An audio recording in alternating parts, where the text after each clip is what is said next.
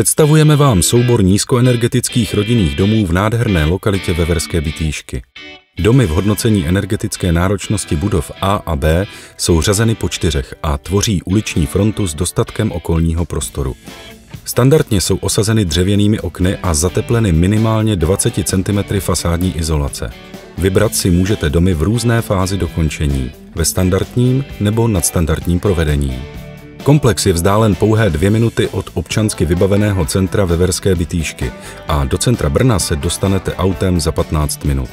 Využít můžete také husté sítě autobusových linek. Veverská Bytýška, údolí Bílého potoka a hrad Veveří patří k vyhledávaným lokalitám pro odpočinek, turistiku a bydlení. Interiéry přízemních domů s prostorným podkrovím budou dokončeny podle vašich představ. Velikost parcel se pohybuje mezi 2 a 300 metry čtverečními.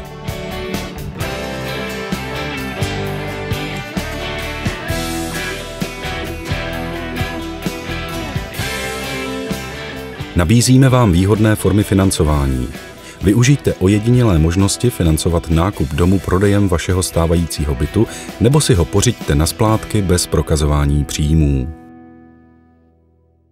Podrobné informace naleznete na uvedených webových stránkách nebo můžete přímo kontaktovat našeho makléře.